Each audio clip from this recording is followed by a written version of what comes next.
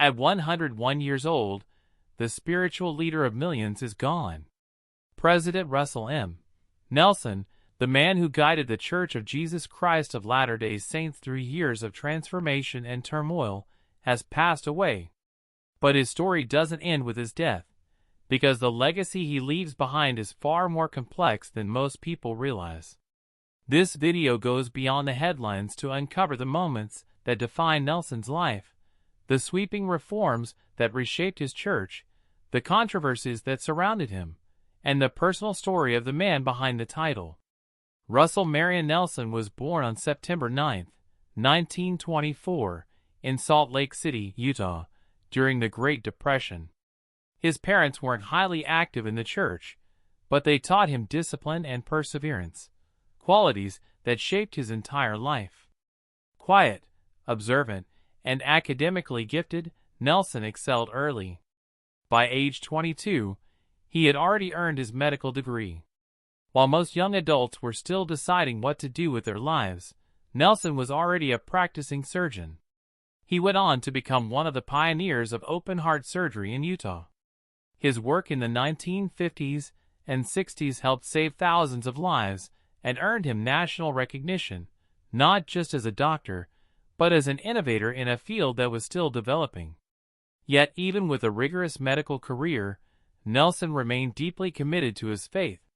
He served in local church positions, while raising 10 children and performing life-or-death surgeries.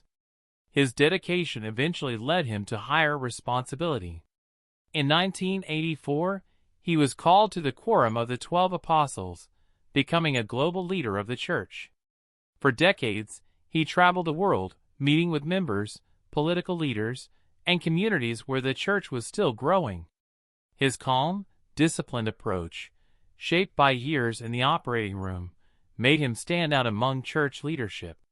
In 2018, at the age of 93, Nelson became the 17th president of the Church of Jesus Christ of Latter-day Saints. Most expected him to lead quietly due to his age. Instead, he immediately launched one of the most dramatic and controversial periods in modern church history.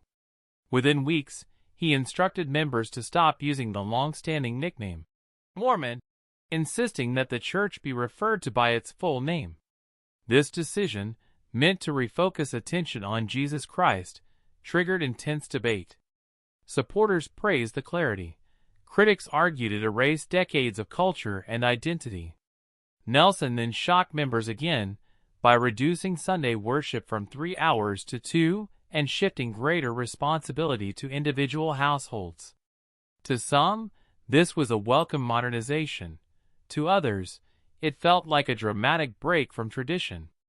In 2019, he reversed a painful and controversial policy that had restricted the children of same-sex couples from baptism. Many applauded the change, while others questioned why such a policy was implemented in the first place. Nelson also placed unprecedented emphasis on temple building, announcing nearly 150 new temples worldwide, a record-breaking number that expanded access to sacred worship for millions. Supporters called it visionary. Critics said it was unrealistic and symbolic more than practical. His presidency wasn't without scrutiny. Debates over the church's financial reserves, reportedly over $100 billion, led some to call for more transparency. His firm stance on traditional marriage and gender roles alienated segments of younger members. Yet through all this, Nelson remained calm and steady, often emphasizing that his decisions were guided by revelation. His personal life added another layer to his legacy.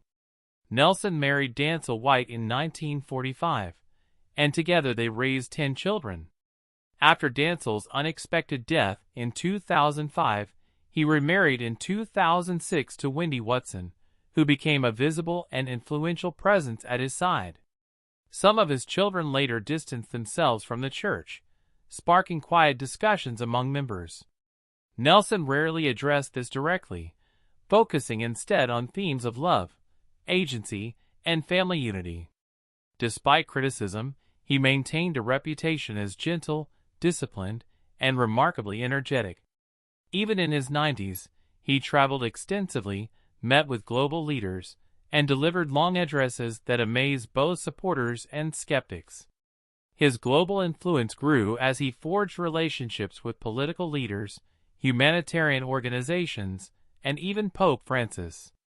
These encounters expanded the Church's visibility and positioned it as an important player in international humanitarian work. As Nelson entered his late 90s, he often spoke about preparing spiritually, urging members to let God prevail in their lives, a phrase that became central to his teachings. His unexpected vitality, optimism, and relentless pace became part of his identity as a prophet. With his passing at 101, an era has ended. He lived longer than any other president of the Church, and his leadership leaves a lasting impact, one marked by dramatic reform, global expansion, personal complexity, and ongoing debate.